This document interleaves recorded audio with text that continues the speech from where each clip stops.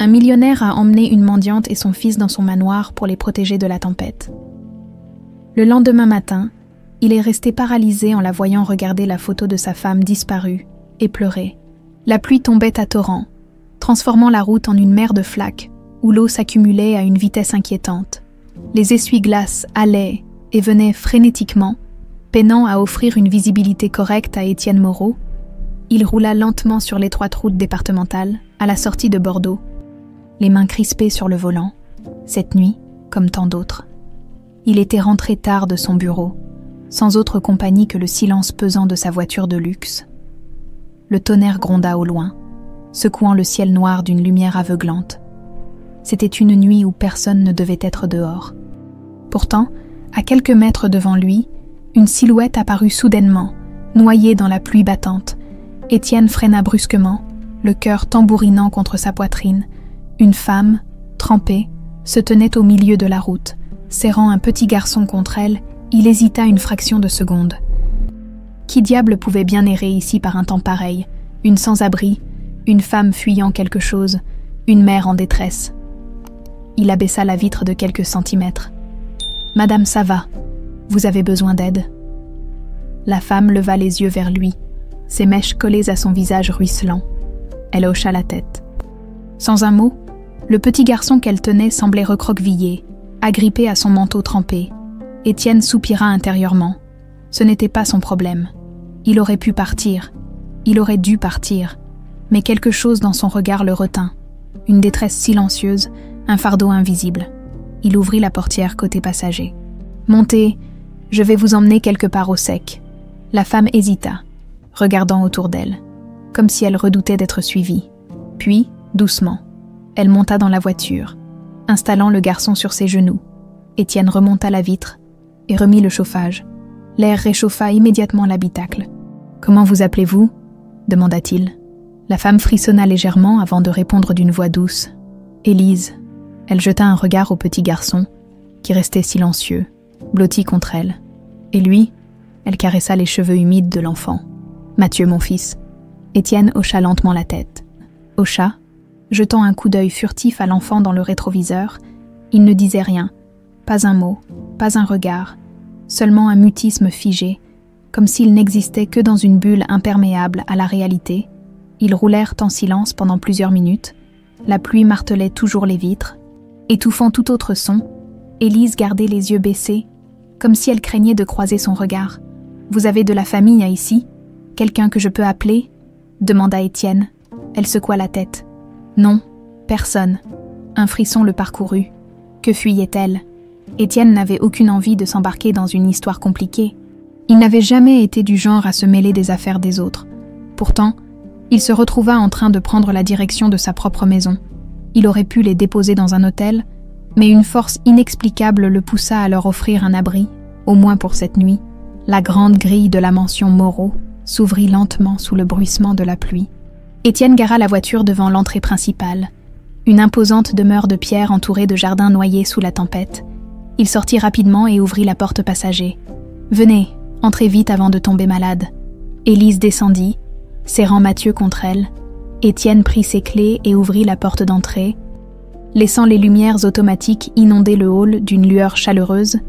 Mathieu cligna des yeux, visiblement impressionné par le décor. Élise, elle, paraissait mal à l'aise, comme si l'endroit lui inspirait à la fois fascination et peur. « Je vais vous chercher des serviettes et des vêtements secs. » Il disparut quelques instants et revint avec des affaires qu'il tendit à Élise. « Prenez ça. Vous pourrez vous changer dans la salle de bain juste là. » Elle murmura un faible merci avant de disparaître derrière la porte. Étienne se laissa tomber dans un fauteuil du salon. Il massait ses tempes. Luttant contre une migraine naissante, pourquoi diable avait-il fait ça? Quelques minutes plus tard, Élise réapparut, vêtue d'un pull et d'un pantalon de survêtement trop large pour elle. Mathieu portait une chemise trop grande, mais il semblait plus à l'aise. « Vous devez avoir faim, » dit Étienne en se levant. « Je vais vous préparer quelque chose. » Ils s'installèrent à la grande table de la salle à manger. Étienne réchauffa une soupe, pendant qu'Élise lui jetait des regards furtifs, comme si elle cherchait à le comprendre. « Vous vivez ici seul ?» demanda-t-elle finalement. « Oui, depuis longtemps. » Étienne hésita. Depuis que ma femme est morte, un silence tomba.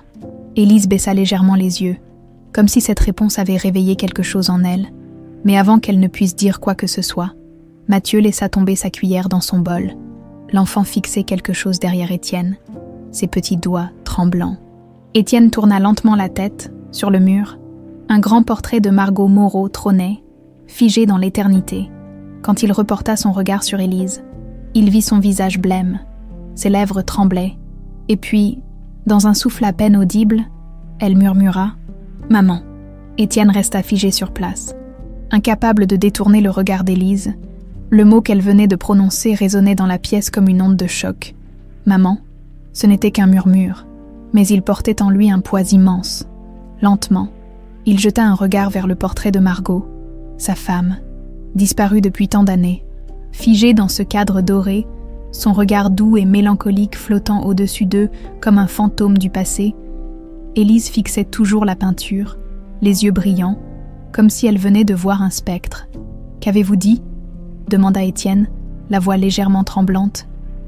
Élise cligna des yeux.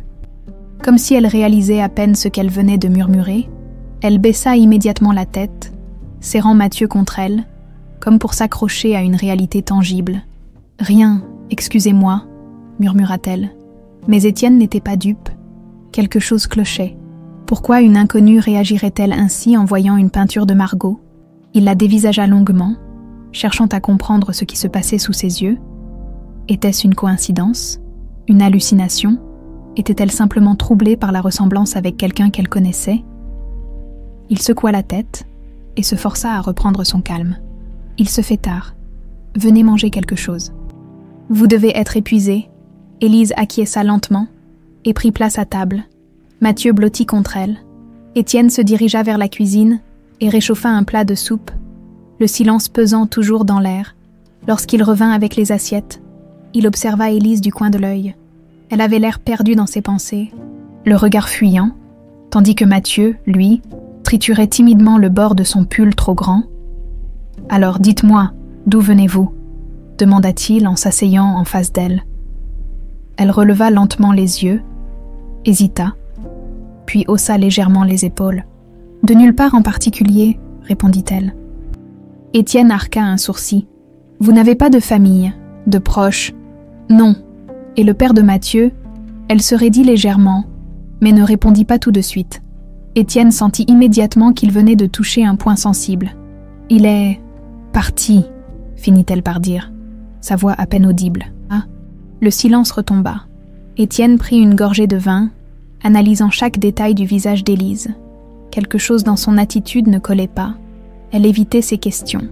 Ses réponses étaient évasives. Et pourtant, son trouble en voyant le portrait de Margot était bien réel. Il posa lentement sa fourchette sur la table. « Vous avez réagi en voyant cette photo. Pourquoi ?» Élise releva brusquement la tête. « Pardon, le portrait de ma femme. Vous l'avez regardé comme si vous l'aviez reconnu. » Elle se crispa. « J'ai cru que c'était quelqu'un que je connaissais. Et qui ça ?» Elle ouvrit la bouche, puis la referma aussitôt. « Je ne sais pas. C'était une impression stupide. Excusez-moi. » Étienne ne répondit pas immédiatement. Il sentait qu'elle lui cachait quelque chose. Mais quoi ? Mathieu, lui, n'avait toujours pas touché à sa soupe. Il semblait tendu, sur le qui-vive, comme un enfant qui avait appris à ne pas faire de bruit pour éviter les ennuis. « Tu n'as pas faim ?» demanda Étienne en s'adressant doucement à lui. L'enfant leva des yeux craintifs vers lui, puis vers Élise, cherchant silencieusement son approbation. Elle caressa ses cheveux avec douceur. « Tu peux manger, mon cœur. C'est bon. » Mathieu prit timidement sa cuillère et trempa ses lèvres dans la soupe chaude. Un soupir imperceptible s'échappa de ses petites lèvres. Étienne continua de les observer en silence. Cette femme était un mystère. Il hésita avant de poser une nouvelle question. « Comment avez-vous atterri sur cette route ce soir ?» Élise baissa les yeux. On cherchait un endroit où dormir, mais la pluie... Elle s'interrompit, les mains crispées sur ses genoux. « Vous êtes à la rue ?» Elle releva légèrement le menton, comme si la question la mettait sur la défensive. « Disons que je n'ai pas de chez moi en ce moment. » Étienne hocha lentement la tête. Il avait suffisamment vécu pour savoir qu'il y avait plus à cette histoire, mais il n'insista pas. « Pas encore. Vous pouvez rester ici cette nuit, » dit-il finalement. « On verra demain. » Élise sembla soulagée. mais elle garda une certaine réserve. « Merci, Mathieu. » Lui s'était assoupi contre son épaule. Étienne termina son verre de vin et se leva. « Je vais vous montrer votre chambre. » Il les conduisit à l'étage, dans une pièce chaleureuse mais sobre. « Il y a des couvertures dans l'armoire. Si vous avez besoin de quoi que ce soit, ma chambre est au bout du couloir. » Élise le regarda un instant, puis hocha la tête. « Bonne nuit, monsieur Moreau. »« Bonne nuit. » Il referma doucement la porte et resta un instant immobile dans le couloir. Son regard dériva vers le portrait de Margot, accroché au mur du corridor. Il ne pouvait pas ignorer ce qu'il avait vu dans les yeux d'Élise. Ce n'était pas une simple coïncidence. Cette femme connaissait Margot. D'une manière ou d'une autre, elle était liée à son passé, et il allait découvrir comment, le manoir Moreau était plongé dans un silence pesant. Seuls les crépitements du bois dans la cheminée du salon troublaient l'immobilité nocturne. Dans sa chambre, Étienne tournait et retournait dans son lit, incapable de trouver le sommeil. L'image d'Élise, debout devant le portrait de Margot, hantait ses pensées, ce regard troublé, ce frisson imperceptible, cette voix tremblante murmurant « Maman », ce n'étaient maintes pas des réactions anodines. Il se redressa sur son oreiller, passant une main fatiguée sur son visage. Et si ? Non, c'était impossible. Et pourtant, cette idée le tourmentait. Il se leva, enfila une robe de chambre et quitta sa chambre en silence. Ses pas résonnaient légèrement sur le parquet du couloir, lorsqu'il passa devant la porte de la chambre où dormaient Élise et Mathieu. Il s'arrêta un instant. Tout était calme, mais il ne pouvait ignorer ce pressentiment qui lui serrait la poitrine. Élise ouvrit lentement les yeux. L'obscurité de la chambre ne l'apaisait pas. Le sommeil n'avait été qu'un court répit, troublé par des rêves confus. Elle se leva sans bruit pour ne pas réveiller Mathieu et sortit dans le couloir. Pieds nus sur le sol froid, sans trop savoir pourquoi, elle se laissa guider par une sensation étrange. Une force qui semblait l'appeler. Lorsqu'elle descendit les escaliers, un frisson lui parcourut l'échine. L'obscurité donnait à la demeure un air irréel, presque irrévocablement lié à son passé. Ses pas la menèrent jusqu'au salon, puis elle le vit, le portrait, encore lui. Son souffle se coupa. Margot Moreau lui apparaissait comme une énigme à résoudre. Son visage lui semblait si familier, trop familier. Ses doigts effleurèrent machinalement le cadre doré. Et là, sans prévenir, une vague de souvenirs la heurta de plein fouet. Des images brisées, floues, indistinctes. Des rires, une voix douce, une senteur de lavande, puis des cris, des ombres, des mains qui l'arrachaient à ce bonheur oublié. Le cœur battant, Élise recula d'un pas. « Qu'est-ce que vous faites ici ?» Elle sursauta violemment et se retourna. Étienne se tenait à l'entrée du salon, vêtu de sa robe de chambre, les traits tendus. « Je n'arrivais pas à dormir », murmura-t-elle. Ses yeux revinrent instinctivement au portrait. Étienne suivit son regard, puis s'avança lentement. « Vous la connaissiez, n'est-ce pas ?» Élise secoua la tête. « Non, enfin je ne sais pas. J'ai cette sensation étrange, comme si je l'avais déjà vue quelque part. » Elle posa une main tremblante sur son front. « J'ai des bribes de souvenirs, des images. Mais elles sont floues, comme des ombres. » Étienne sentit un frisson lui parcourir l'échine. « Vous avez dit « maman » tout à l'heure. » Elle serra les poings. « Ça m'a échappé. Je ne sais pas pourquoi. » Elle releva les yeux vers lui, suppliante. « Monsieur Moreau, qui était-elle » Il l'observa un long moment avant de répondre d'une voix grave. « Margot, ma femme. » Élise sentit son estomac se tordre. « Elle est... décédée. » « Oui. » Un silence lourd s'installa entre eux. Puis Étienne prit une inspiration profonde. « Vous avez dit que vous avez des souvenirs flous. » Elle acquiesça, incapable de parler. « Avez-vous des souvenirs de votre enfance ?» Le regard d'Élise s'embua légèrement. « Pas avant mes 6 ans. Tout ce qui précède est... un grand trou noir. » Étienne sentit son cœur accélérer. 6 ans. Il fit un rapide calcul mental. Si Élise avait dans les 25 ans aujourd'hui, alors cela voulait dire... Il déglutit difficilement. « Quel âge avez-vous » ? 26 ans. Pourquoi ? Un frisson glacé parcourut sa colonne vertébrale. Il se détourna légèrement, tentant de calmer le tumulte de ses pensées. 26 ans. Exactement l'âge qu'aurait eu sa fille disparue. Non, non, ce n'était pas possible. Et pourtant, Il reporta son attention sur Élise, la détaillant avec un regard neuf. La forme de son visage, l'ovale parfait, ses traits délicats, elle ressemblait à Margot. Et puis, il y avait ce lien étrange qu'elle semblait avoir avec ce manoir. Étienne se passa une main nerveuse dans les cheveux. « Il faut que je sache. » Élise fronça les sourcils. « Que vous sachiez quoi ?» Il planta son regard dans le sien. « Qui vous êtes réellement ?» Elle sentit son cœur rater un battement. « Mais, je suis Élise ?»« Oui, mais qui était Élise avant ses 6 ans ?» Un silence. Puis elle baissa lentement les yeux, perdue, ébranlée par une peur nouvelle. « Je ne sais pas. » Étienne inspira profondément. « Alors on va le découvrir. » Le vent soufflait dehors, secouant les branches nues des arbres. Dans la pénombre du salon, un voile invisible venait de se lever. Il ne le savait pas encore. Mais cette nuit marquait le début d'une vérité qui changerait tout. La nuit s'étirait. Mais ni Étienne ni Élise ne pouvaient fermer l'œil. L'idée qu'elle puisse être liée à Margot était désormais une possibilité bien réelle. Étienne, assis dans le salon, les coudes appuyés sur ses genoux, ne cessait de fixer le portrait de sa défunte épouse. Élise, quant à elle, était bouleversée. « Vous pensez vraiment que je pourrais être votre fille ?»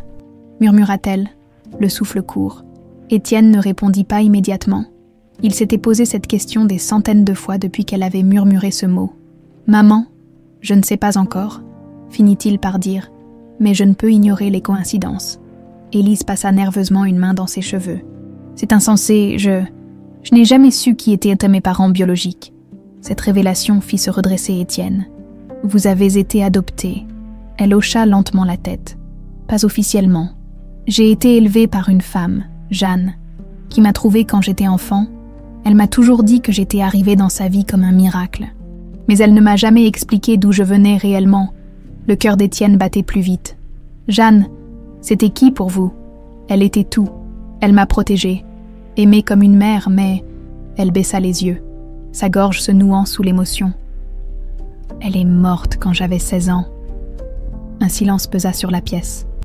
Étienne croisa les bras, tentant d'assembler les pièces du puzzle. « Vous avez dit ne pas avoir de souvenirs avant vos 6 ans.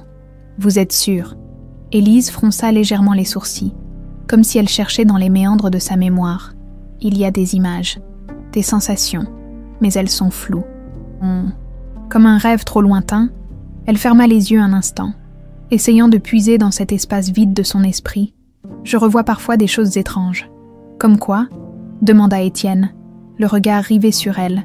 Elle hésita, cherchant ses mots. « Un jardin, des grandes fenêtres, une balançoire.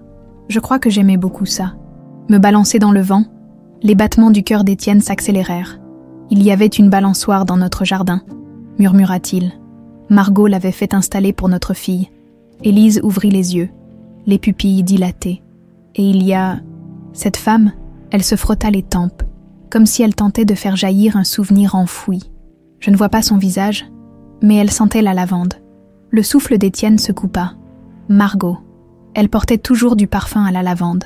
C'était son odeur, celle qui flottait dans les couloirs de la maison bien après sa disparition. Il posa lentement ses mains sur la table basse devant lui. « Il faut qu'on en ait le cœur net. »« Comment ?» demanda Élise, la voix à peine audible. Il inspira profondément avant de répondre. Avec un test ADN, Élise écarquilla légèrement les yeux, son souffle devenant court. Un test ADN, c'est la seule façon de savoir avec certitude. Elle détourna le regard. Prise d'un vertige soudain, était-elle prête à ça? Si c'était vrai, si elle était vraiment sa fille, alors toute sa vie était un mensonge. Et si ça ne menait à rien, murmura-t-elle. Étienne la fixa intensément. Alors on saura. Elle hocha lentement la tête, même si l'idée l'effrayait au plus profond d'elle-même. L'aube se levait, lorsqu'Élise retourna enfin dans sa chambre. Mathieu dormait profondément, recroquevillé sous les couvertures. Elle s'approcha de lui et passa tendrement une main sur ses cheveux bruns, et si toute leur vie basculait après ce test, elle s'allongea doucement à ses côtés, mais le sommeil ne vint pas. Quelques heures plus tard, après un petit déjeuner silencieux, Étienne emmena Élise dans une clinique privée de Bordeaux. L'endroit était discret, loin des regards curieux. Assis dans la salle d'attente, ils n'échangèrent presque pas un mot. Quand vint son tour, Élise suivit l'infirmière dans une petite salle. Elle inspira profondément, tandis qu'on lui prélevait un échantillon de salive. Étienne fit de même, impassible. « Les résultats seront disponibles dans quelques jours », annonça le médecin d'un ton professionnel. Sur le chemin du retour, le silence était lourd.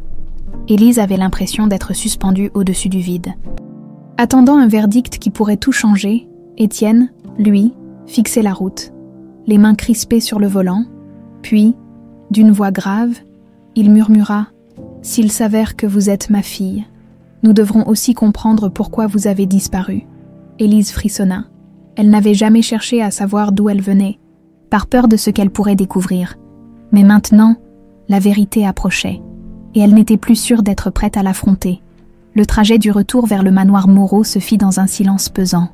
Élise regardait défiler les paysages bordelais par la fenêtre de la voiture, mais ses pensées étaient ailleurs. Perdue dans un tourbillon d'incertitude, dans quelques jours, elle saurait enfin la vérité. Étienne, lui, gardait les mains fermement accrochées au volant. Il était absorbé dans ses pensées, la mâchoire crispée. Chaque fibre de son être lui criait que ce test ADN ne serait qu'une formalité, que le lien entre Élise et lui était une évidence. Pourtant, une partie de lui redoutait l'inverse. Et si tout cela n'était qu'une coïncidence, la pluie fine qui s'était mise à tomber rendait l'atmosphère encore plus lourde. Étienne se racla la gorge et brisa enfin le silence. « Que savez-vous exactement sur cette femme qui vous a élevée, Jeanne ?»« C'est ça. » Élise sursauta légèrement, surprise par la question. « Oui, Jeanne, elle m'a recueillie quand j'étais enfant, mais elle ne m'a jamais raconté comment j'étais arrivée chez elle. » Elle hésita un instant avant de poursuivre, cherchant les mots justes. « Je me souviens d'elle comme une femme douce, mais aussi très protectrice. Elle évitait toujours les questions sur mon passé. Chaque fois que j'essayais d'en savoir plus, elle changeait de sujet ou me disait simplement que j'étais avec elle, parce que c'était mieux ainsi. » Étienne fronça les sourcils. « Et vous n'avez jamais insisté ?» Élise secoua la tête. « Ah, non. En grandissant, j'ai fini par accepter cette idée. Jeanne était ma seule famille, et je n'avais pas envie de la blesser en fouillant dans un passé qu'elle voulait visiblement oublier. » Étienne pinça les lèvres. Tout cela était étrange. Elle n'a jamais mentionné un autre nom, une autre personne qui aurait pu être liée à votre passé. Élise réfléchit un instant, le regard fixé sur le pare-brise embué. Une seule fois, le cœur d'Étienne manqua un battement, qui... Élise baissa légèrement la voix, comme si elle redoutait prononcer ce nom. Alain. Un silence s'abattit immédiatement dans l'habitacle. Étienne sentit un frisson lui parcourir l'échine. Alain Moreau, son beau-frère, l'homme qu'il n'avait plus vu depuis des années. Jeanne a mentionné Alain. Élise hocha lentement la tête. Une fois seulement, j'étais adolescente et j'étais tombée sur un vieux coffre dans le grenier. Il y avait quelques affaires qui ne m'appartenaient pas. Un petit pull bleu, des jouets, des dessins d'enfants. Elle fit une pause, cherchant dans sa mémoire. Je me souviens avoir demandé à Jeanne si c'était un les miens. Elle a paniqué. Elle m'a arraché les dessins des mains et m'a dit de ne plus jamais y toucher. Étienne écoutait attentivement, le souffle court. Et c'est là qu'elle a mentionné Alain. Élise acquiesça. Elle a murmuré quelque chose, comme si elle parlait toute seule. J'ai à peine entendu, mais ce nom m'est resté en tête. Elle tourna la tête vers Étienne, une ombre d'inquiétude dans les yeux. « Qui est Alain, monsieur Moreau ?» Étienne serra les dents. Il garda le silence un instant. Les yeux rivés sur la route.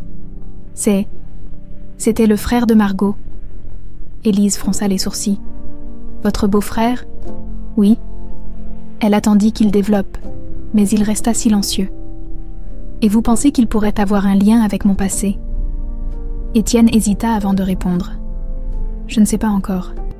Mais ce que je sais, c'est qu'Alain n'a jamais été quelqu'un de fiable. » Il marqua une pause, le regard perdu dans le vide. « Et s'il est lié à votre disparition, alors il est temps d'obtenir des réponses. » 1 heure plus tard, Étienne et Élise étaient de retour au manoir. Mathieu dormait encore, recroquevillé sur le canapé sous une couverture chaude. Élise l'observa un instant, caressant doucement ses cheveux. Étienne, lui, était déjà au téléphone, appelant un vieil ami détective privé. « Bernard, c'est Étienne. J'ai besoin de tes services. » L'homme à l'autre bout du fil, une voix grave et rocailleuse, répondit sans hésitation. « De quoi s'agit-il ? Je veux que tu retrouves tout ce que tu peux sur une femme appelée Jeanne. Elle a recueilli une fillette il y a une vingtaine d'années.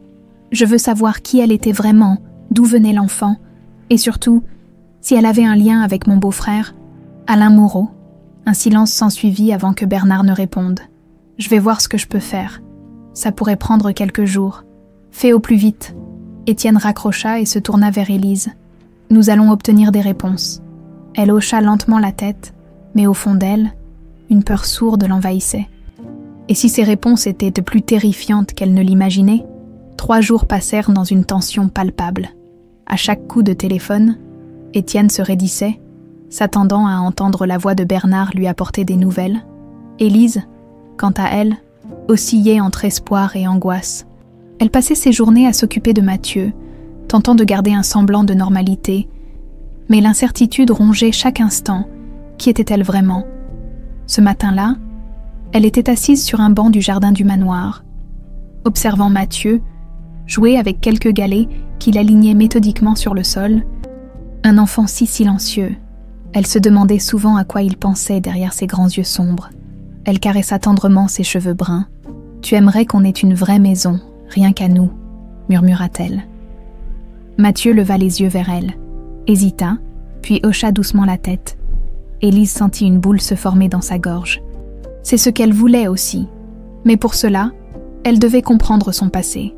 Un bruit de pas pressés derrière elle la fit sursauter. Elle se retourna et vit Étienne s'avancer d'un pas déterminé. « Bernard a trouvé quelque chose », déclara-t-il, son regard rivé sur elle. Le cœur d'Élise fit un bond dans sa poitrine. « Quoi ? Viens à l'intérieur. Il préfère nous expliquer directement. » Elle attrapa la main de Mathieu et suivit Étienne à l'intérieur du manoir, où un homme d'une 50aine d'années, vêtu d'un manteau sombre, les attendait dans le salon. « Bernard », demanda Élise en le détaillant. Il lui adressa un bref signe de tête avant de poser un dossier épais sur la table. « J'ai fouillé autant que j'ai pu », commença-t-il, « et j'ai trouvé des choses intéressantes sur Jeanne. » Il ouvrit le dossier et en sortit une photo en noir et blanc, légèrement jaunie par le temps. « Voici Jeanne, il y a 20 ans. » Élise s'approcha et observa la femme sur l'image. C'était bien elle. Son cœur se serra en voyant ce visage qu'elle n'avait pas regardé depuis des années. Elle travaillait autrefois comme nourrice dans une famille riche de Bordeaux, poursuivit Bernard. Mais en 1997, elle a disparu du jour au lendemain. 1997, répéta Étienne en fronçant les sourcils. Bernard hocha la tête. L'année exacte où votre fille a disparu, le silence tomba dans la pièce. Élise sentit sa respiration s'accélérer. « Vous pensez que Jeanne m'a enlevée ?» murmura-t-elle. Bernard soupira. « C'est plus compliqué que ça. Jeanne n'avait aucun antécédent criminel. Elle était même connue pour être une femme discrète, très protectrice envers les enfants. Mais il sortit une autre feuille et la posa devant eux. Ce qui est troublant, c'est qu'elle était employée par une famille du nom de Moreau. Le sang d'Étienne ne fit qu'un tour. « Quoi ?» Bernard hocha lentement la tête. Elle travaillait pour un certain Alain Moreau. Étienne sentit la colère monter en lui. Alain, encore lui, Élise, elle, sentait un frisson lui parcourir le dos. Ça veut dire qu'elle a travaillé pour votre beau-frère avant de m'élever. Exactement. Elle tenta d'avaler sa salive, mais sa gorge était sèche. Mais pourquoi aurait-elle fui avec moi? Bernard posa un instant ses mains sur la table, réfléchissant.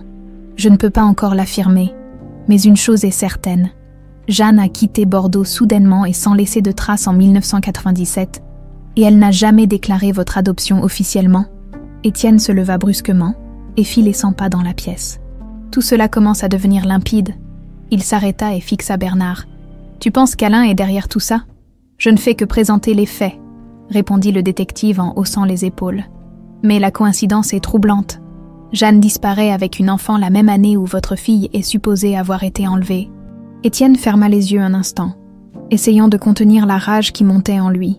Élise, elle, se sentait déstabilisée. « Et maintenant ?» souffla-t-elle.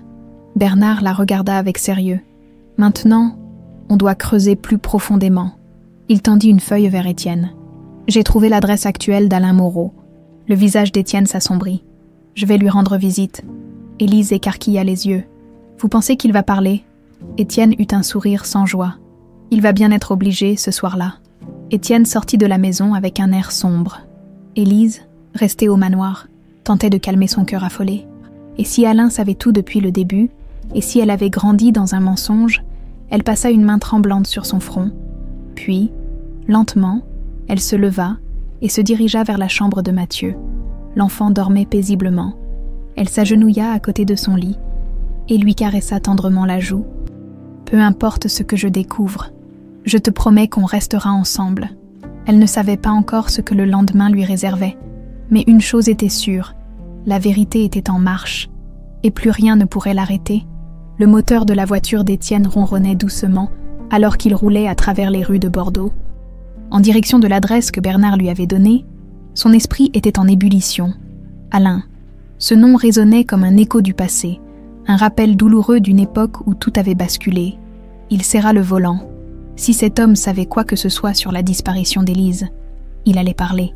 La ville s'éveillait lentement sous le voile gris de l'aube. Étienne s'arrêta finalement devant un immeuble de standing, à l'architecture moderne. Alain vivait toujours dans le luxe. Apparemment, il coupa le moteur, inspira profondément et sortit de la voiture. Il sonna à l'interphone. Une voix métallique et légèrement agacée répondit « Oui, Alain, c'est Étienne. » « Ouvre. » Un silence. Puis un bourdonnement indiqua que la porte venait de se déverrouiller. Étienne entra et monta directement au dernier étage. Lorsqu'il arriva devant la porte, celle-ci s'ouvrit avant même qu'il ne frappe. Alain se tenait là, vêtu d'un costume parfaitement taillé, une expression froide sur le visage. « Oh, eh bien, quel honneur !»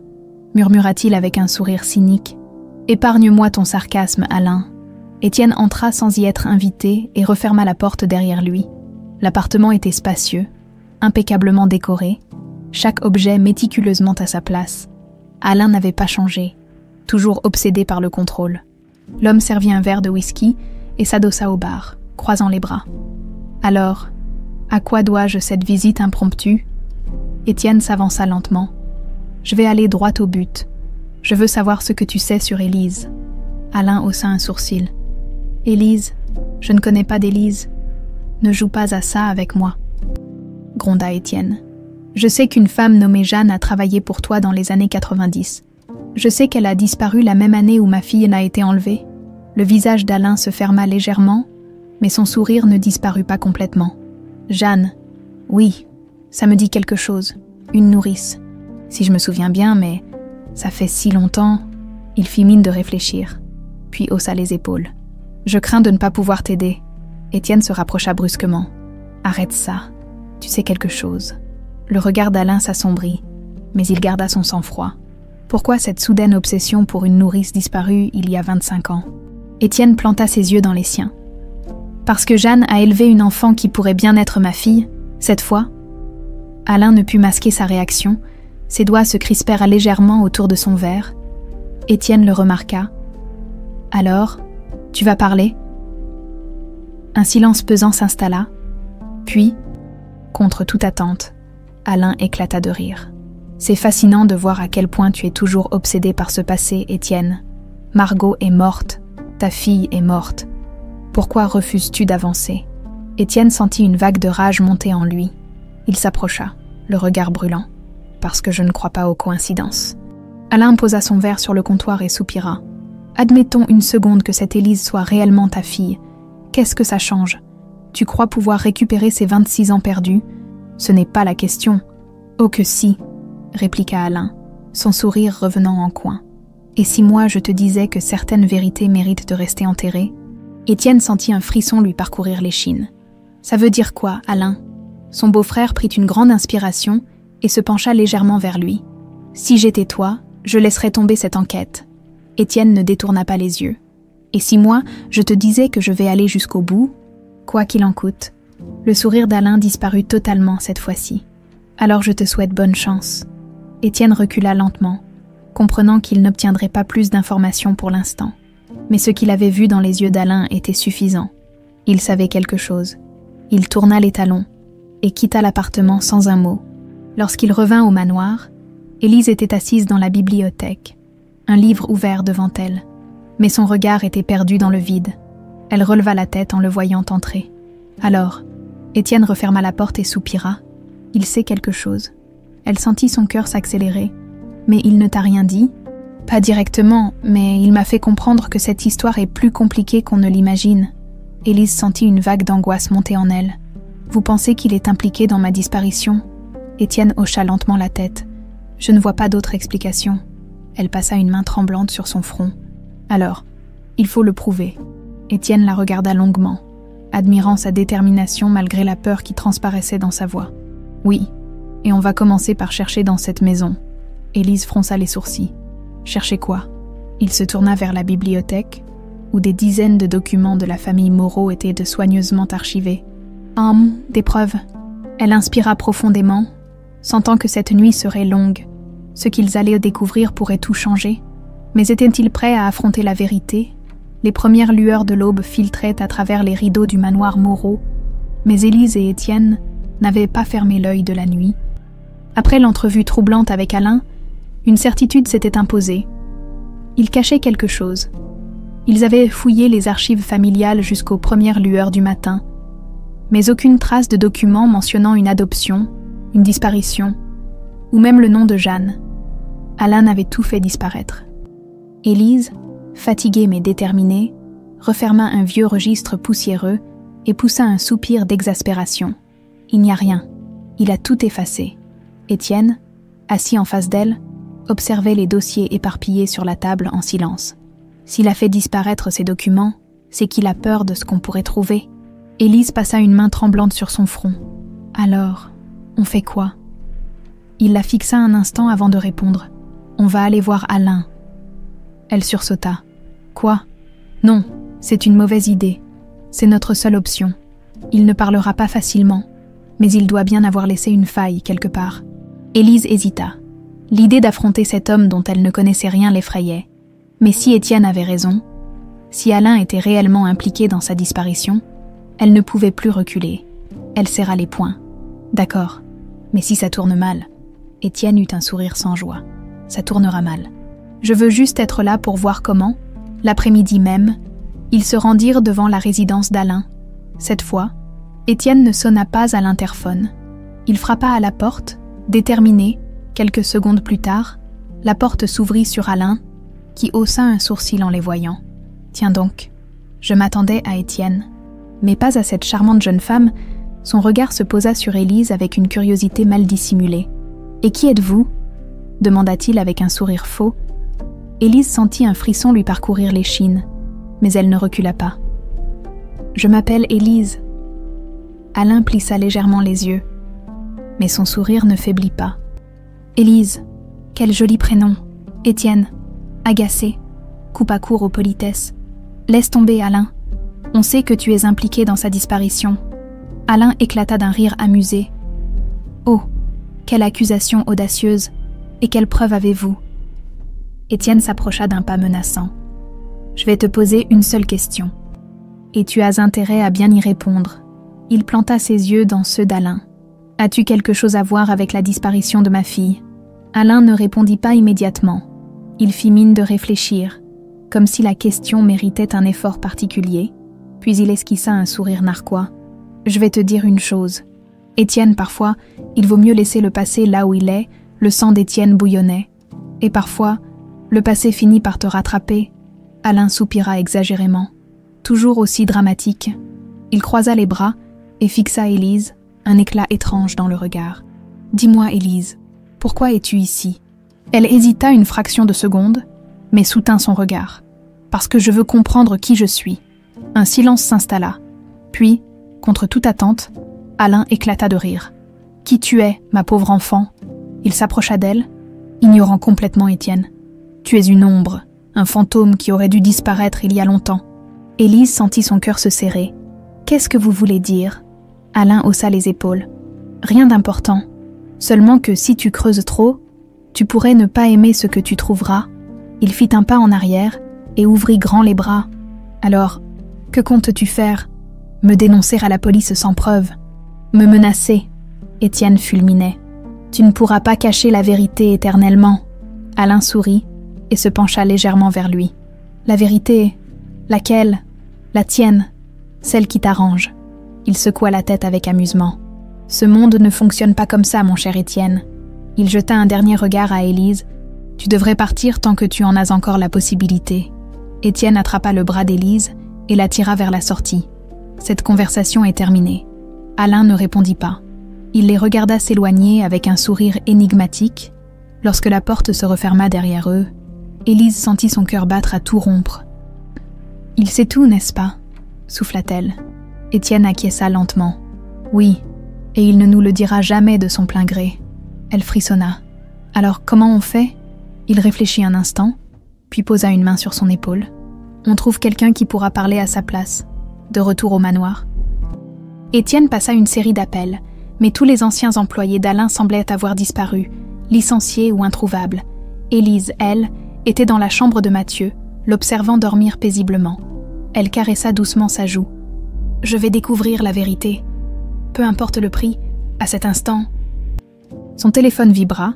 Elle décrocha et entendit la voix de Bernard. « Élise, j'ai trouvé quelque chose. » Son cœur rata un battement. « Quoi ?»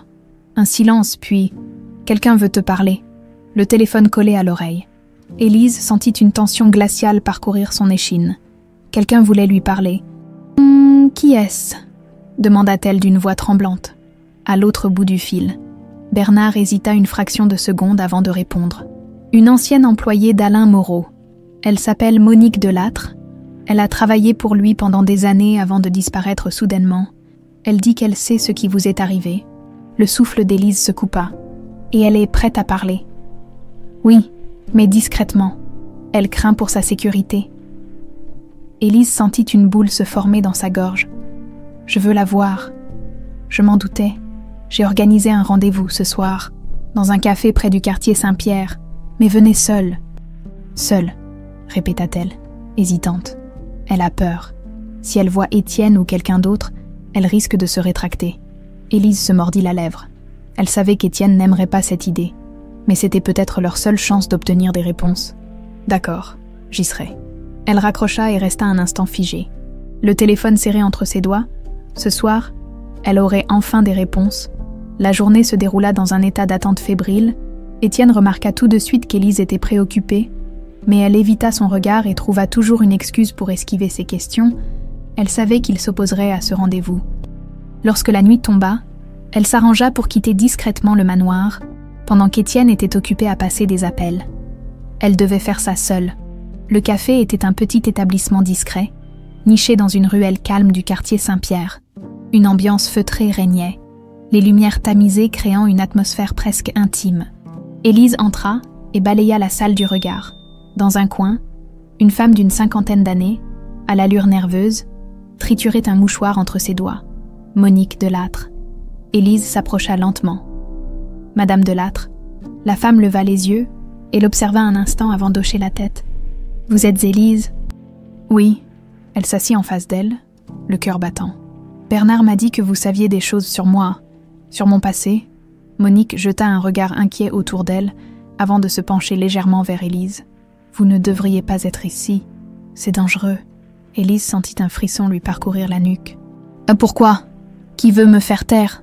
La femme soupira et fixa un point imaginaire sur la table. « Je travaillais pour Alain Moreau dans les années 90.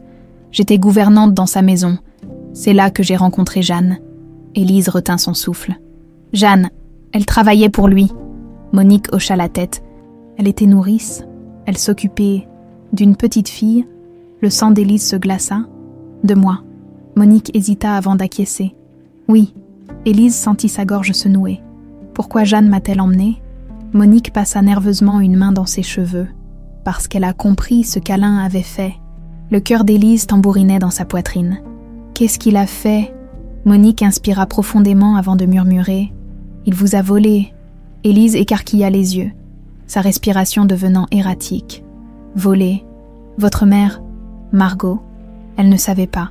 Elle pensait que vous étiez morte. » Un silence assourdissant s'abattit sur la pièce. Élise sentit sa vision se troubler. « Pourquoi ? Pourquoi aurait-il fait ça ?» Monique la regarda avec une tristesse infinie. « Parce que vous étiez un obstacle. » « Un obstacle à quoi ?» La femme se crispa et regarda autour d'elle avant de chuchoter. « À l'héritage ?» Élise sentit son corps trembler. « Je ne comprends pas. » Monique posa une main sur la sienne. « Vous deviez hériter d'une partie de la fortune Moreau à votre majorité. Mais si vous n'existiez plus, Élise comprit instantanément. Tout revenait à Alain. Monique hocha lentement la tête. Jeanne a découvert la vérité et elle a eu peur. Alors elle vous a prise et elle est partie. Les larmes montèrent aux yeux d'Élise. « Ma mère, elle a cru que j'étais morte. » Monique baissa les yeux. Et elle est morte elle-même sans jamais savoir la vérité. Élise sentit son souffle se briser. Toute sa vie était un mensonge. Un bruit derrière elle la fit sursauter. Elle se retourna et aperçut une silhouette sombre à l'entrée du café. Monique blêmit. « Il faut partir. »« Qui est-ce » demanda Élise, paniquée. « Quelqu'un qui ne veut pas que vous sachiez la vérité. » Monique attrapa son sac et se leva précipitamment. « Sortez par l'arrière, vite !» le cœur battant. Élise obéit. Elle se faufila hors du café par une porte de service et se retrouva dans une ruelle sombre. Elle entendit des pas précipités derrière elle. Elle se mit à courir. Elle devait rentrer au manoir. Étienne devait savoir. Mais alors qu'elle tournait au coin d'une rue, une main puissante l'attrapa par le bras et la tira en arrière. Elle ouvrit la bouche pour crier, mais une voix glaciale murmura à son oreille. « Tu n'aurais jamais dû chercher la vérité. » Puis tout devint noir. Une douleur sourde martelait l'arrière du crâne d'Élise lorsqu'elle reprit lentement conscience. Tout était flou. Sa respiration était saccadée, son corps lourd, comme si un poids invisible l'écrasait. Un frisson glacé la parcourut lorsqu'elle réalisa qu'elle était attachée à une chaise. Les poignets serrés par des cordes rêches qui lui entaillèrent la peau. La pièce était sombre, faiblement éclairée par une ampoule vacillante suspendue au plafond. Une odeur de renfermé flottait dans l'air. Où était-elle? Qui l'avait emmenée? Son cœur battait à tout rompre alors qu'elle tentait de se libérer. Mais les liens étaient trop serrés. Une porte grinça dans son dos. Elle retint son souffle. Des pas lents résonnèrent sur le sol en béton. Puis, une voix froide et calculée brisa le silence. « Tu es allée trop loin, Élise. » Elle ferma les yeux un instant avant de tourner lentement la tête. Alain Moreau. Il se tenait devant elle, impeccablement vêtu, un air parfaitement détendu sur le visage, comme s'il partageait un simple dîner mondain. Élise sentit une rage bouillonnante monter en elle. « Qu'est-ce que vous voulez ?» cracha-t-elle. Alain sourit légèrement et s'agenouilla à sa hauteur. « Tu poses la mauvaise question. Ce que je veux n'a pas d'importance. La vraie question, c'est « Qu'allais-tu faire avec ces informations que tu as obtenues ?» Elle le fixa avec mépris. Dire la vérité, le sourire d'Alain s'effaça légèrement. « Oh, ma chère Élise, la vérité n'a jamais sauvé personne. » Il se redressa et croisa les bras. « Tu n'aurais jamais dû chercher à comprendre. Tu aurais dû rester dans l'ignorance, comme Margot l'a fait jusqu'à sa mort. » Un frisson d'horreur parcourut le corps d'Élise. « Vous avez fait croire à ma mère que j'étais morte. Pourquoi? De l'argent. » Alain laissa échapper un léger rire. « L'argent est un outil. Le pouvoir, en revanche, est une nécessité. » Il la fixa intensément. « Tu étais une menace, une héritière non désirée. Tu devais disparaître. » Élise sentit ses mains trembler sous ses liens. « Jeanne savait, » murmura-t-elle. Alain hocha la tête. « Et c'est pour ça qu'elle t'a emmenée. Elle était plus intelligente que je ne l'avais imaginé. Mais cela n'a pas changé le cours des choses, n'est-ce pas ?» Il se pencha vers elle, son regard devenant plus froid. « Regarde-toi aujourd'hui, 26 ans plus tard, et tu es toujours là, au mauvais endroit, au mauvais moment. » Le sang d'Élise se glaça. « Qu'allez-vous me faire ?» Alain esquissa un sourire amusé. « Disons que je vais corriger une erreur du passé. » Pendant ce temps, au manoir Moreau, Étienne tournait en rond, les nerfs à vif. Élise aurait dû être rentrée depuis des heures. Il avait essayé de l'appeler à plusieurs reprises, mais elle ne répondait pas. Un mauvais pressentiment lui tordait l'estomac. Soudain, son téléphone vibra. « Bernard !» répondit-il précipitamment. « Il y a un problème, Étienne. Ne me dis pas qu'Élise... Elle a disparu. » Le cœur d'Étienne s'arrêta une fraction de seconde. « Quoi? Elle a rencontré Monique Delattre comme prévu, mais après ça, plus rien. Monique a vu quelqu'un l'observer et lui a dit de partir. Elle a fui par une ruelle. Mais depuis, elle est introuvable. » Étienne sentit un frisson de rage monter en lui. « C'est Alain. » Bernard hésita. « Je pense aussi, mais je n'ai aucune preuve. » Étienne serra les poings. « Alors il faut en trouver ?» Élise sentit le sol vibrer sous ses pieds. Elle ne savait pas où elle était exactement, mais elle entendait des bruits de moteurs au loin. Un entrepôt, une zone industrielle. Son cœur battait la chamade. Elle ne pouvait pas rester là. Elle jeta un regard furtif vers Alain, qui s'était éloigné pour parler à quelqu'un au téléphone. Elle devait agir. Maintenant, elle prit une profonde inspiration et força sur ses poignets. Ignorant la douleur des cordes qui entaillaient sa peau, si Jeanne avait risqué sa vie pour la protéger, elle ne pouvait pas abandonner maintenant. Les cordes cédèrent légèrement sous la pression. Encore un peu. Un bruit derrière elle la fit se figer. Alain revenait. Elle retint son souffle. Essayant de dissimuler sa tentative d'évasion, « Je suis navrée, Élise. Mais ton retour à la vie a été une complication dont je me serais bien passée. » Il sortit un revolver de sa veste et le fit tourner entre ses doigts. « Ne le prends pas personnellement, c'est juste une correction d'erreur. » Élise sentit la panique l'envahir. Mais au moment où Alain leva l'arme, un bruit fracassant éclata derrière eux.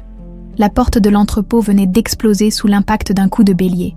Des silhouettes se précipitèrent à l'intérieur, et une voix puissante résonna dans l'espace confiné. « Ne bouge plus, Alain. Étienne. » Élise sentit une vague d'émotion la submerger en le voyant. Alain, lui, ne perdit pas son sang-froid. Il leva lentement les mains, un sourire moqueur aux lèvres. Étienne, toujours aussi théâtral. Étienne s'avança, son regard brûlant de colère. « C'est fini. » Alain éclata de rire. « Fini. Non, non, mon frère, ce n'est que le début. » Il recula lentement vers l'arrière de l'entrepôt. « Tu crois que tu peux me stopper ? Tu n'as rien. » Étienne jeta un regard à Bernard, qui s'approchait avec une mallette. « Aussi, j'ai quelque chose. » Il ouvrit la mallette et en sortit un dossier rempli de documents. Des preuves de détournement de fonds, de falsification et de ton implication dans la disparition d'Élise. Le sourire d'Alain vacilla légèrement. « C'est absurde. » Étienne haussa les épaules. « Dis ça à la police. » À cet instant, des sirènes hurlèrent au loin. Alain comprit que cette fois, il avait perdu, quelques heures plus tard, dans le manoir Moreau. Élise tenait une tasse de thé entre ses mains tremblantes. Elle était libre. Enfin. Étienne s'assit en face d'elle et posa doucement une main sur la sienne. « Tu es en sécurité maintenant. » Elle releva les yeux vers lui. Mais à quel prix ? Un silence s'installa. Puis Étienne sourit doucement. Le prix de la vérité. Elle serra sa main, sentant enfin un poids s'alléger en elle. Elle avait retrouvé son passé, mais son histoire était loin d'être terminée. La nuit était tombée sur le manoir Moreau, enveloppant la demeure dans un silence oppressant. Élise n'arrivait pas à dormir. Le visage d'Alain hantait son esprit, son sourire suffisant, ses paroles menaçantes, malgré son arrestation. Quelque chose ne tournait pas rond. Elle se leva et enfila un châle sur ses épaules, avant de quitter sa chambre. En passant devant la porte de Mathieu, elle jeta un coup d'œil à l'intérieur. L'enfant dormait paisiblement. Recroquevillé sous ses couvertures, un soupir lui échappa. Il méritait mieux. Elle continua à descendre les escaliers, ses pas résonnant faiblement sur le parquet. Depuis leur retour du commissariat, Étienne avait passé son temps à organiser des mesures de sécurité autour du manoir. Des caméras avaient été installées, les verrous renforcés, mais une ombre invisible pesait sur eux. Une menace, tapie dans le noir. Elle le sentait. Étienne était dans son bureau, absorbé par des documents lorsqu'un bip sonore attira son attention. Il tourna la tête vers l'écran de surveillance. Quelque chose bougeait dans l'ombre. Son cœur s'accéléra. Une silhouette traversait le jardin. Contournant habilement les caméras, il se leva d'un bond et attrapa son téléphone. « Bernard, je t'écoute. Quelqu'un est là. » Un silence, puis la voix grave de Bernard se fit plus pressante. « J'arrive. » Étienne raccrocha et ouvrit un tiroir de son bureau. Il n'allait pas attendre. Il en sortit une arme. Élise s'apprêtait à entrer dans la bibliothèque lorsqu'un bruit la fit sursauter. Un grincement. Elle s'arrêta net. Ce n'était pas le vent. Son regard se posa sur la porte d'entrée, légèrement entrebâillée. Elle fronça les sourcils. Étienne l'avait fermée. Elle en était sûre. Elle s'approcha lentement. La respiration suspendue, puis un mouvement dans l'ombre. Elle eut à peine le temps de se retourner qu'une main brutale se plaqua sur sa bouche. Elle se débattit, mais une force implacable l'attira en arrière. Un murmure glacial lui caressa l'oreille. « Tu aurais dû écouter mon conseil, Élise. » Son sang se glaça. Alain, Étienne avançait prudemment dans le couloir, tenant fermement son arme. Le silence dans la maison était anormal. Puis, un bruit étouffé, un combat. Son cœur bondit. Il se précipita vers l'entrée. La porte était ouverte. Son regard balaya rapidement la pièce. Élise n'était plus là. Son sang se glaça. Il courut jusqu'à la bibliothèque, cherchant une trace d'elle. Un bruit sourd attira son attention. Là, dans l'aile est du manoir, il serra les dents et se dirigea vers le bruit. Élise était traînée à travers un couloir sombre, sa respiration erratique. Alain lui tenait le poignet d'une main ferme, tandis qu'il avançait d'un pas rapide. « Tu ne fais que compliquer les choses, Élise », souffla-t-il, visiblement agacé. Elle tenta de résister, mais il resserra son étreinte. « Où m'emmenez-vous » réussit-elle à articuler. « Loin, et cette fois, personne ne viendra te chercher. » Elle sentit une vague de panique l'envahir. Puis, une idée traversa son esprit. Elle devait ralentir sa progression. Elle se laissa tomber brutalement au sol, utilisant tout son poids pour le déstabiliser. Surpris, Alain trébucha légèrement. Elle en profita. D'un coup sec, elle le frappa avec son coude dans l'abdomen. Il grogna, mais ne la lâcha pas. « Sale petite !» Il leva la main pour la frapper. Un coup de feu éclata. Alain se figea. Son bras trembla un instant avant qu'il ne tourne lentement la tête. Étienne était là. Son revolver pointait directement sur lui. « Lâche-la !» Alain esquissa un sourire. « Ah, Étienne, toujours au bon moment. » Mais il ne lâcha pas Élise. « Tu ne tireras pas. » Étienne ne répondit pas. Son doigt effleura la détente. « Ne me tente pas. » Un silence tendu s'installa. Puis, un bruit de moteur au loin, Alain jeta un regard vers la fenêtre. Des phares illuminèrent l'entrée du manoir. Les renforts arrivaient. Le sourire d'Alain s'effaça. Il tira brutalement Élise devant lui et recula vers la porte qui menait au jardin. « Toujours un plaisir de te voir, mon frère. Mais cette fois, je ne reviendrai pas. » D'un geste rapide, il sortit un couteau et le pointa sur la gorge d'Élise. Étienne serra les dents. « Ne fais pas ça, Alain. » Alain eut un sourire sinistre. « C'est déjà fait. » Un instant plus tard, il poussa brutalement Élise sur Étienne et se précipita vers la sortie. Il courut à travers le jardin, disparaissant dans l'ombre. Étienne aida Élise à se relever. « Tu vas bien ?» Elle hocha la tête, encore sous le choc. Ils se tournèrent vers l'obscurité du jardin. Alain avait disparu. Mais cette fois, il ne le laisserait pas s'en tirer. L'air nocturne était chargé d'humidité, et une brume épaisse s'étendait sur le domaine du manoir Moreau. La lumière des phares des véhicules de police illuminait l'entrée, projetant des ombres inquiétantes sur les arbres bordant l'allée. Mais Alain avait disparu. Élise tremblait encore sous l'adrénaline, son cœur tambourinant violemment dans sa poitrine. Elle pouvait encore sentir la pression du couteau contre sa gorge, l'emprise brutale d'Alain sur son bras. Étienne, lui, était crispé, les mâchoires serrées. Il regardait fixement la direction dans laquelle Alain s'était enfui. « On ne peut pas le laisser s'échapper », lâcha-t-il d'une voix grave. Bernard, qui venait d'arriver avec 2 autres agents, se dirigea vers eux en courant. « Où est-il passé ?»« Il a pris la direction du bois derrière le manoir », répondit Étienne. Bernard se tourna immédiatement vers les policiers. « Bouclez la zone. Fouillez chaque recoin. » Les agents acquiescèrent et se dispersèrent rapidement. Certaines torches s'allumant dans l'obscurité. Élise, encore sous le choc, ferma les yeux un instant. Elle n'avait jamais ressenti une peur aussi viscérale. Elle sentit la main d'Étienne se poser sur son épaule. « Tu veux retourner à l'intérieur ?» demanda-t-il doucement. Elle rouvrit les yeux et croisa son regard inquiet. « Non. » Elle inspira profondément, puis secoua la tête. « Je ne veux plus être une victime. » Étienne la regarda avec une fierté mêlée d'inquiétude. « D'accord, mais reste derrière moi. » Les bois derrière le manoir Moreau étaient denses, l'obscurité engloutissant les silhouettes des policiers qui s'enfonçaient à la recherche d'Alain. Bernard et Étienne avançaient imprudemment, armes en main. Élise juste derrière eux.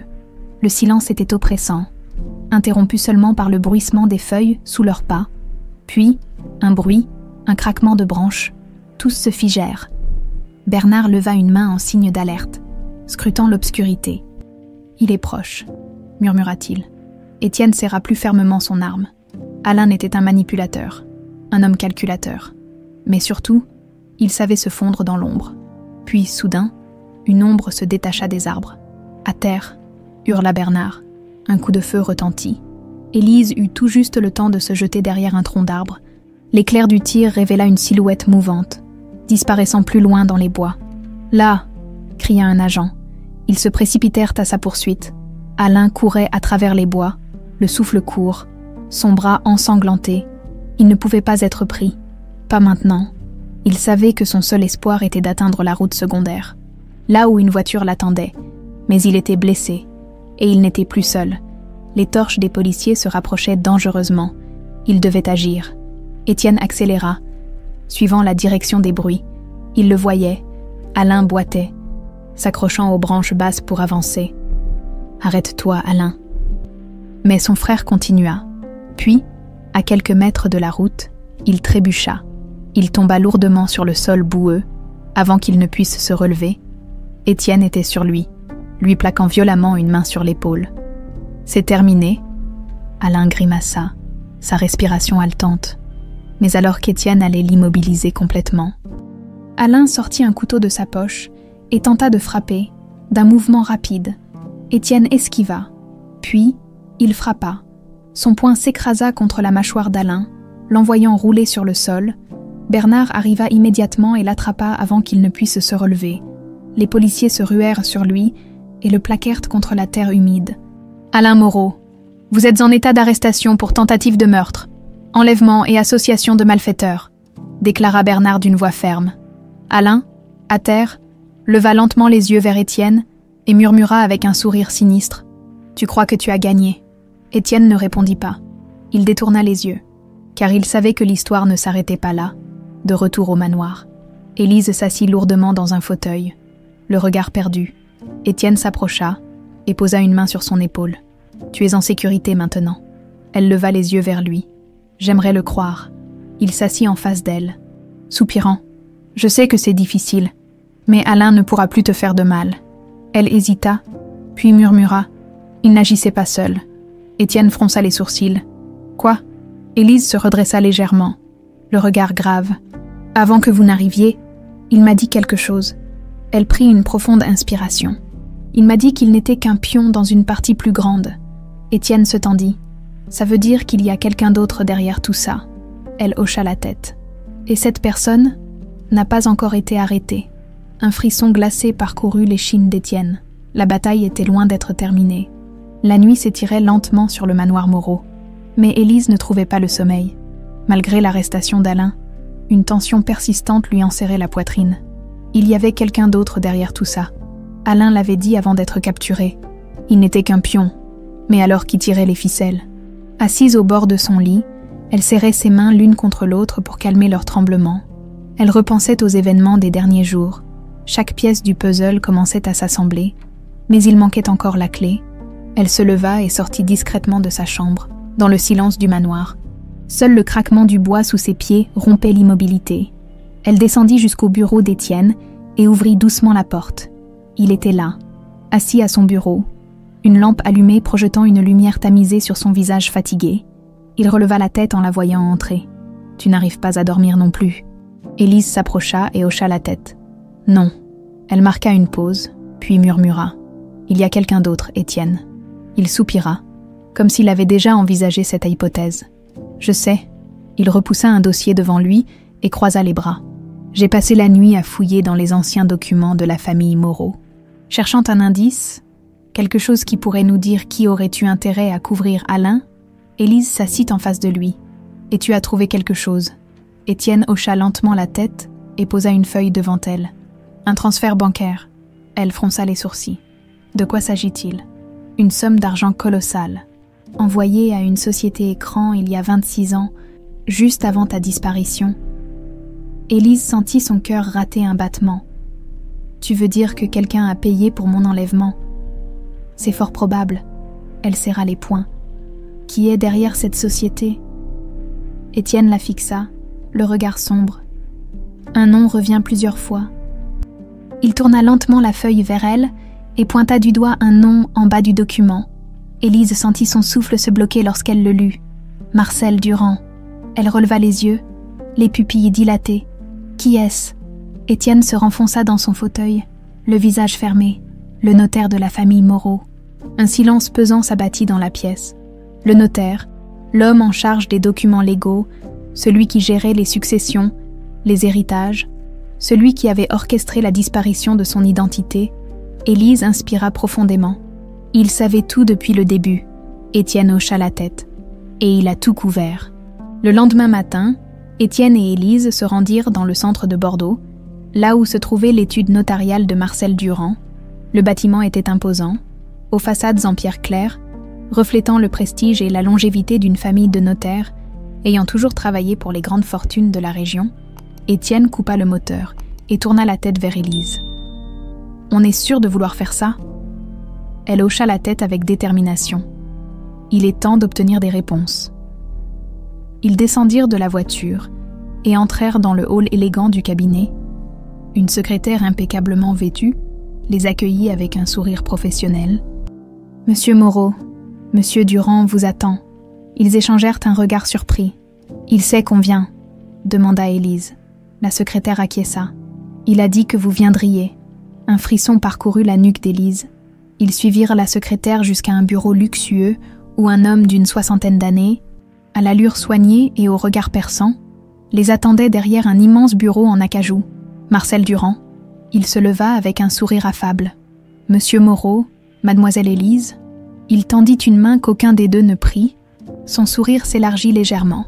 « Je vois que vous êtes venu pour des réponses. » Élise sentit sa gorge se serrer. « Vous saviez que je viendrais ?»« Bien sûr. » Il désigna les fauteuils en face de lui. « Asseyez-vous. Nous avons beaucoup à nous dire. » Le silence dans la pièce était pesant. Marcel Durand croisa les doigts et s'appuya légèrement sur son bureau. « Vous avez découvert l'argent transféré il y a 26 ans, n'est-ce pas ?» Étienne ne répondit pas. Élise, elle, se redressa sur sa chaise. « Qui a payé pour mon enlèvement ?» Marcel soupira légèrement, comme un vieil homme fatigué d'un secret trop lourd à porter. L'argent ne venait pas d'Alain. Le cœur d'Élise manqua un battement. « Quoi ?» Il hocha lentement la tête. Alain n'était qu'un exécutant, l'homme qui a financé tout cela. C'était quelqu'un d'autre. Étienne serra les poings. « Qui ?» Marcel fixa Élise avec intensité. « Ton propre grand-père. » Le souffle d'Élise se coupa. « Mon grand-père, Louis Moreau. » Le nom résonna dans la pièce comme un coup de tonnerre. Elle savait peu de choses sur lui. Il était mort alors qu'elle était enfant. Elle n'aurait jamais imaginé qu'il soit impliqué dans sa disparition. « Pourquoi ?» murmura-t-elle, la voix tremblante. Marcel posa lentement ses mains sur la table. « Parce que tu étais une menace. » « Une menace pourquoi ?» Il haussa légèrement les épaules. « Pour l'Empire des Moreau ?» Étienne resta figé. « Tu veux dire que Louis Moreau a fait enlever sa propre petite-fille pour protéger sa fortune ?» Marcel hocha lentement la tête. Margot voulait tout changer. Elle voulait que sa fille ait un droit de regard sur l'entreprise familiale. Mais son père, il s'arrêta, un voile sombre passant dans ses yeux. Louis Moreau ne la voyait pas comme une héritière. Pour lui, une femme n'avait pas sa place dans le contrôle de l'Empire Moreau, et il ne voulait surtout pas que sa descendance féminine en ait un jour la gestion. Élise sentit une colère sourde monter en elle. Alors il m'a fait disparaître. Oui, et Alain s'est chargé de l'exécution. Elle serra les poings.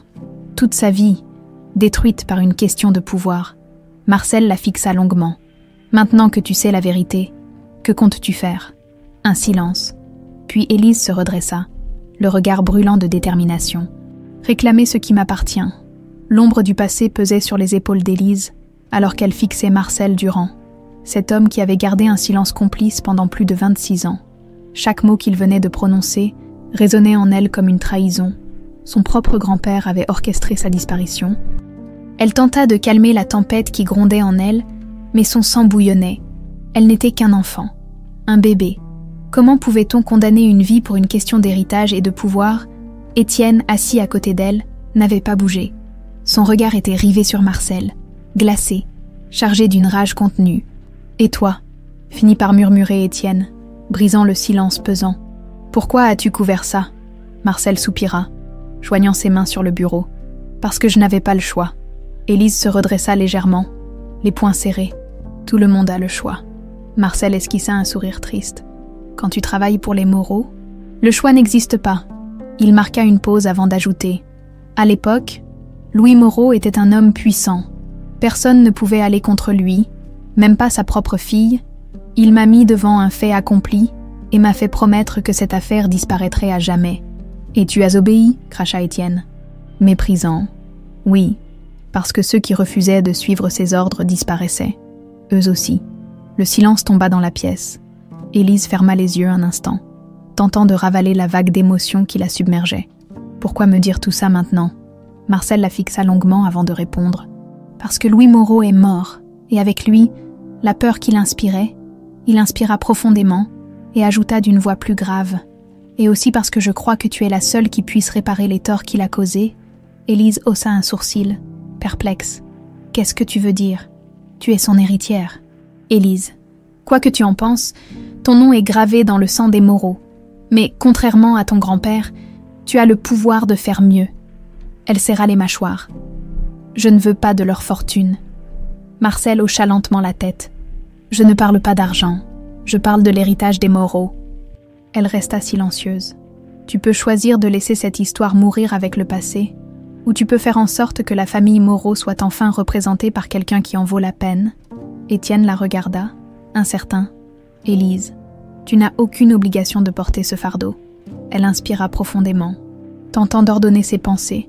Tout son être voulait fuir, rejeter cet héritage empoisonné. Mais alors, elle pensa à Mathieu, à Jeanne, qui s'était sacrifiée pour la protéger, à Margot, sa mère, qui était morte sans jamais savoir qu'elle était vivante. Elle ne pouvait pas simplement tourner le dos à cette vérité. Elle releva les yeux, son regard brûlant de détermination. Alors je vais reprendre ce qui m'a été volé. Quelques jours plus tard, le manoir Moreau accueillait une réunion qui n'avait jamais eu lieu auparavant. Les membres du conseil d'administration de l'entreprise familiale, des avocats, des journalistes triés sur le volet. Tous avaient été convoqués d'urgence. Personne ne comprenait ce qui se passait. Lorsqu'Élise entra dans la salle de conférence, un silence impressionnant tomba immédiatement. Elle avança lentement, Étienne à ses côtés, son regard froid et assuré. Elle n'était plus cette jeune femme perdue à la recherche de son passé. Elle était Élise Moreau, la véritable héritière. Les murmures s'élevèrent aussitôt. Les membres influents de l'entreprise, échangeant des regards inquiets. « C'est une plaisanterie », siffla un homme au fond de la salle. « Cette femme n'a aucun droit ici. » Élise ne sia pas. « Vous avez tous entendu parler de mon histoire, de la vérité qui a été cachée pendant 26 ans. » Elle marqua une pause avant de poursuivre. « Mon nom est Élise Moreau, fille de Margot Moreau, et je suis ici pour reprendre ce qui m'a été volé. » Un tumulte agita la salle. « C'est absurde !» lança un autre homme. « Même si ce que vous dites est vrai, l'entreprise appartient aux actionnaires. Vous n'avez aucun pouvoir ici. » Étienne se leva alors et posa un dossier sur la table. « Ce document prouve qu'Élise est la seule héritière légitime. » Le silence retomba. Élise les observa un à un. « Je ne suis pas ici pour l'argent. Je suis ici pour changer cette famille, pour mettre fin aux mensonges et aux manipulations. » Elle inspira profondément. « À partir d'aujourd'hui, je reprends le contrôle de l'empire Moreau. » Un long silence suivit, puis, lentement, les murmures reprirent. Les regards se firent plus incertains. Le vent était en train de tourner. Ce soir-là, Élise se tenait sur le balcon du manoir, regardant les lumières de Bordeaux scintiller au loin. Elle sentit une présence derrière elle. « Étienne, tu es sûr de toi ?» Elle hocha la tête. « Oui. » Il l'observa un instant avant de murmurer. « Tu sais que ce n'est pas encore fini, n'est-ce pas ?» Elle esquissa un sourire triste. « Je sais. » Elle tourna lentement la tête vers lui. « Mais cette fois, c'est moi qui décide de mon destin. » Le vent soufflait doucement, caressant son visage. Le passé ne pouvait pas être changé, mais l'avenir, lui appartenait désormais. Le vent s'était levé sur Bordeaux, soufflant à travers les jardins du manoir Moreau comme un murmure du passé, dans la grande salle du domaine. Élise était seule, debout devant un miroir ancien, un verre de vin à la main. Elle observait son propre reflet, cherchant à comprendre la personne qu'elle était devenue. Une femme brisée par les secrets, une héritière revenue d'entre les ombres, mais surtout, une femme prête à affronter son destin. Le conseil d'administration avait accepté son retour, non sans tension, mais les preuves étaient irréfutables. Elle était la seule légitime à reprendre ce qui appartenait à sa famille. Pourtant, elle ne se sentait pas victorieuse. Une vérité lui brûlait encore les lèvres. Ce n'était pas fini. Louis Moreau était mort, mais son influence continuait de peser sur chaque pierre de cette maison, et quelque chose lui disait que l'ennemi caché n'avait pas encore révélé son dernier coup, dans le bureau du manoir, Étienne et Bernard épluchaient encore les archives financières. « Je ne comprends pas », grogna Bernard. Quelque chose cloche. Étienne passa une main sur son visage fatigué. « Je sais. On a prouvé qu'Alain a exécuté les ordres de Louis Moreau, mais il y a une trace de quelqu'un d'autre. » Étienne releva les yeux. Quelqu'un qui aurait continué les manœuvres après la mort de Louis. Bernard acquiesça. « Exactement. » Un silence s'installa. Puis, le téléphone d'Étienne vibra sur la table. Un message anonyme. Il le lut à voix haute. « Vous avez trouvé la vérité, mais il vous manque la pièce maîtresse. Cherchez plus près que vous ne le pensez. » Bernard se figea. « Qu'est-ce que ça veut dire ?» Étienne sentit une tension glaciale lui serrer la poitrine. « Plus près que vous ne le pensez. » Son regard dériva lentement vers la porte du bureau. Un pressentiment noir s'insinua en lui. Il se leva d'un bond. Élise.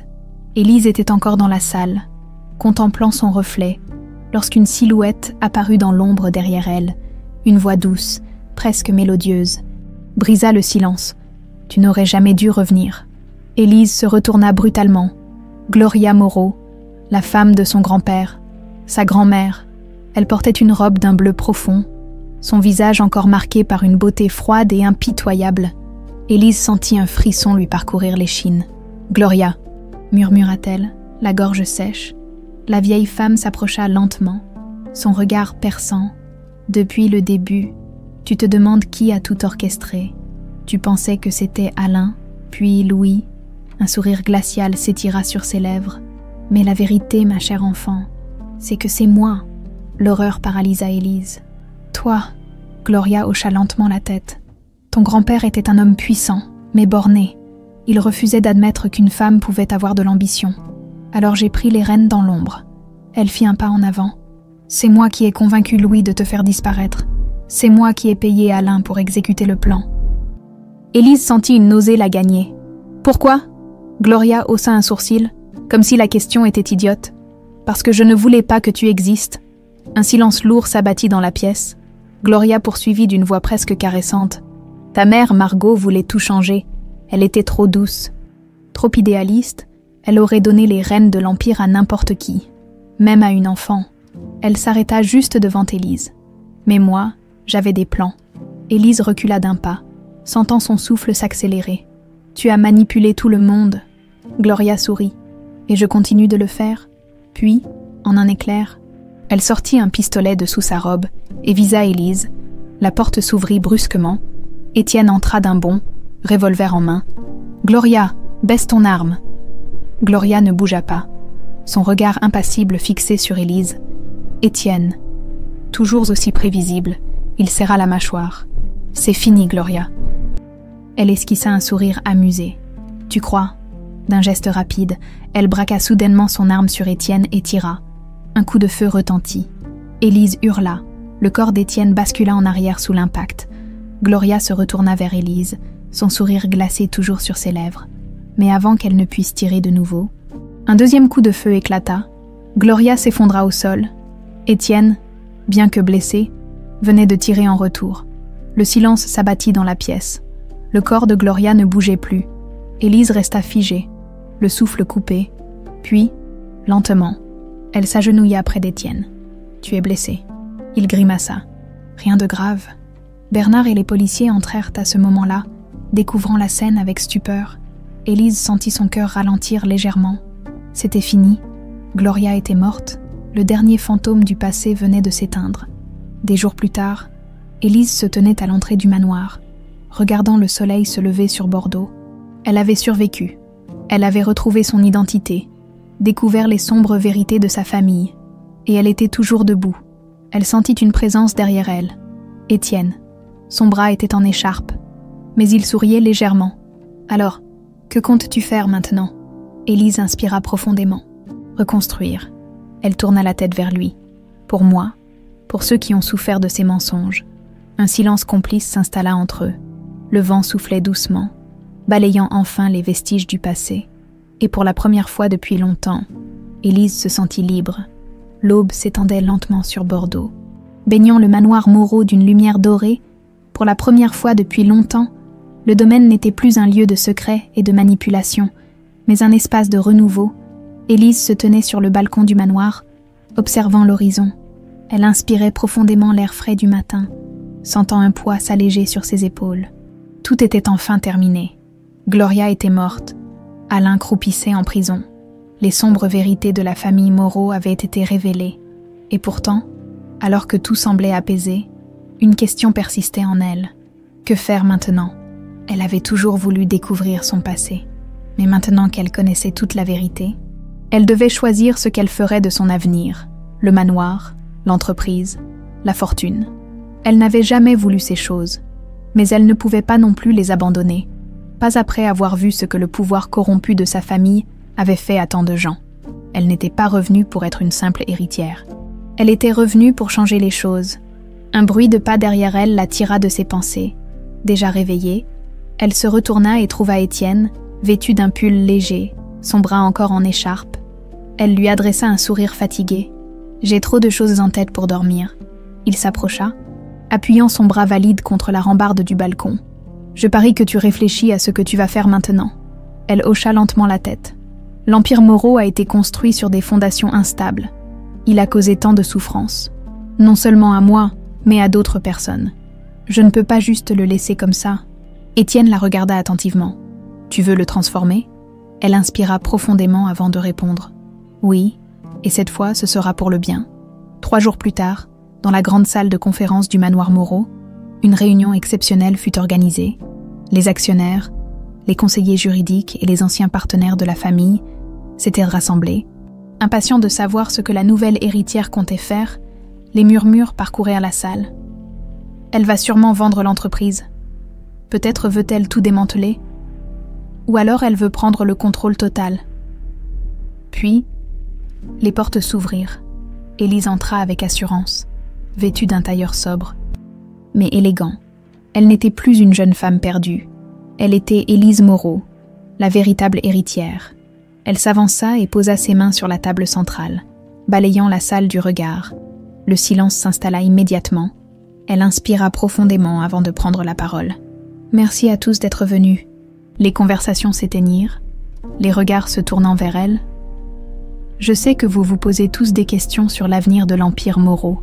Pendant des années, cette entreprise a prospéré, mais à quel prix? » Elle les regarda un à un.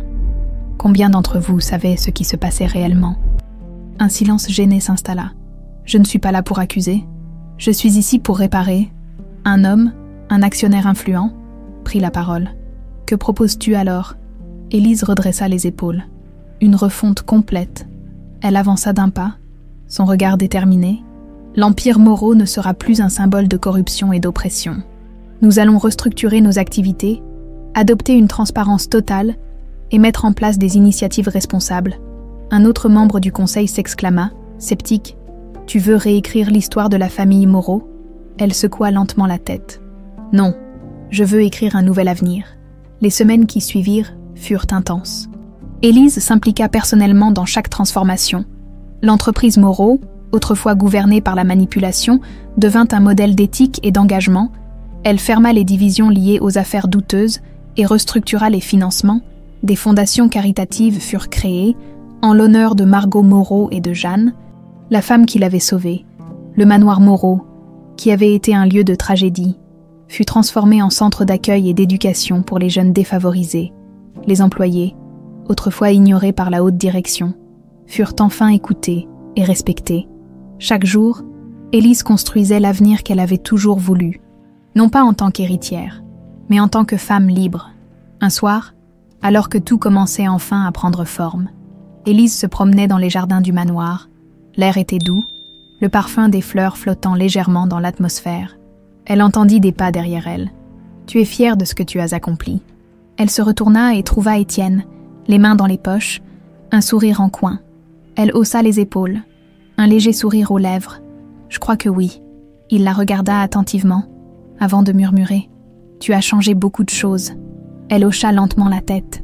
Parce qu'il le fallait, un silence complice s'installa entre eux. Puis, Étienne fit un pas de plus. Et maintenant, elle leva les yeux vers lui, puis vers le ciel étoilé. Elle n'avait jamais imaginé avoir une seconde chance. Et pourtant, la vie lui en avait offert une. Elle inspira profondément avant de répondre « Maintenant je vais vivre. » Il la fixa un instant. Puis, avec une douceur qu'il ne s'était jamais permis auparavant, il lui prit la main. Élise ne la retira pas. Pour la première fois depuis des années, elle n'avait plus peur de l'avenir. Elle était Élise Moreau, une femme libre, une femme enfin en paix, et cette fois, elle écrivait sa propre histoire.